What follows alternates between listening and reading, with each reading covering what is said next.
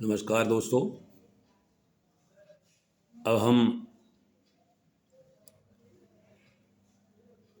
वर्ण के प्रश्नों में प्रश्न नंबर 4 पर आते हैं।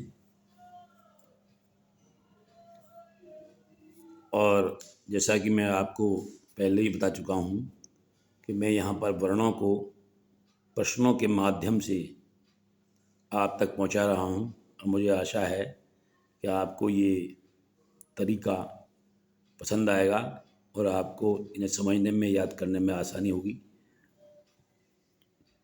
पहला हमारा प्रश्न इसमें है, प्रश्न नंबर 4 में उच्चारण के आधार पर व्यंजनों को कितने भागों में बांटा गया है। तो उच्चारण के आधार पर व्यंजनों को 7 भागों में बांटा गया।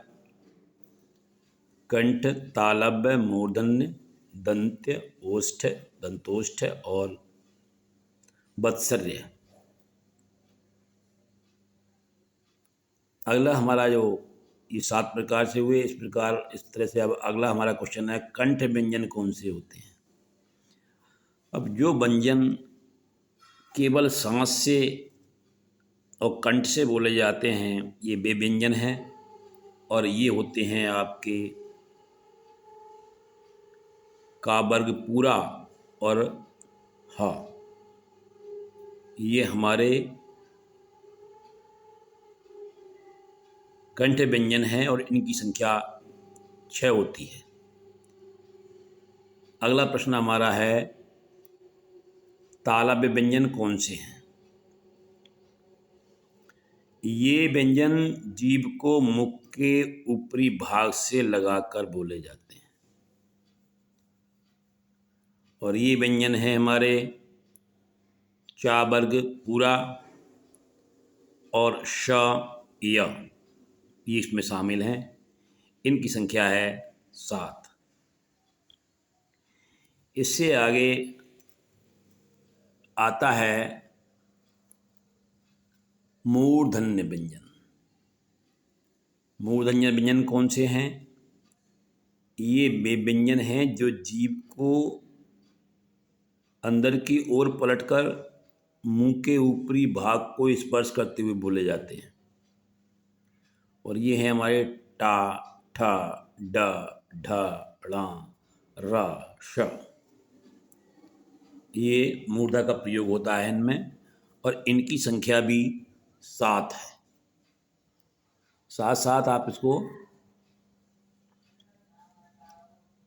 नोट करते जाइए, ध्यान रखिएगा इसका, और या आप पेपर का शॉर्ट स्क्रीन ले लें। इसके बाद में आता है दंत व्यंजन। दंत व्यंजन कौन से होते हैं। तो ये व्यंजन जीभ के अगले भाग को दांतों के अंदरूनी भाग से स्पर्श करते हुए बोले जाते हैं। वो कौन से हैं, ता, था, द, ध, न। इसमें ला और सा 2 और जोड़ दिए गए। इस प्रकार इनकी संख्या भी 7 है। अगला प्रश्न है हमारा, ओष्ठ व्यंजन कौन से हैं। ओष्ठ व्यंजन वे व्यंजन जो दोनों ओठों के स्पर्श से बोले जाते हैं, ये ओष्ठ व्यंजन कहलाते हैं। और ये कौन कौन से हैं, प, फ, ब, भ, म। ये कहना चाहिए कि जो पा वर्ग है ये उसके 5 व्यंजन हैं, ये हमारे ओष्ठ व्यंजनों में आते हैं। अब आता है आपका दंतोष्ठ व्यंजन। दंतोष्ठ व्यंजन कौन से हैं। तो दंतोष्ठ व्यंजन जो हैं, ये व्यंजन होठों को बिना बंद किए जीभ को निचले दांतों में अंदर की ओर जड़ में स्पर्श करते हुए ओठों के मध्य भाग को बिना स्पर्श किए हुए मुंह को संकुचित करते हुए बोला जाता है वाह। ये है वाह। कहीं कहीं पर इसको वह भी बोलते हैं। इसके बाद में अगला प्रश्न है, अल्प प्राण व्यंजन कौन से होते हैं। तो अल्प प्राण कहते हैं वायु के लिए। तो कहने का तात्पर्य यहाँ ये है कि जिन व्यंजनों को बोलने में मुंह से कम वायु निकलती है और जो सहजता से बोले जाते हैं, इन्हीं को हम कहते हैं अल्प प्राण व्यंजन। और ये हैं आपके, पहले तो आपके हैं ये पांचों वर्गों के प्रथम वर्ण।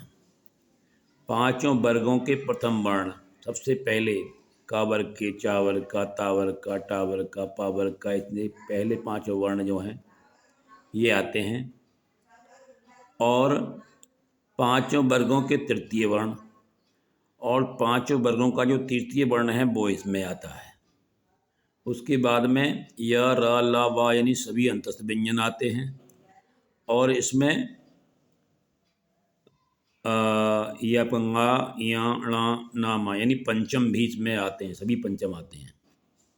तो ये कुल संख्या इनकी 19 कही जाती है। अर्थात कहा जा सकता है कि यदि सभी वर्गों के प्रथम, तृतीय एवं पंचम वर्ण तथा सभी अंतस्थ व्यंजन अल्प प्राण व्यंजन होते हैं, ये इसका निचोड़ है। अगर आपको इतना याद नहीं रहता है, यदि आप जानते हैं वर्गों के बारे में, तो आप ये समझ लें कि सभी वर्गों के प्रथम, तृतीय एवं पंचम वर्ण सभी अंतस्थ व्यंजन या अल्प प्राण व्यंजन होते हैं। ये सब अल्प प्राण व्यंजन होते हैं। ये आपका चतुर्थ पृष्ठ समाप्त होता है।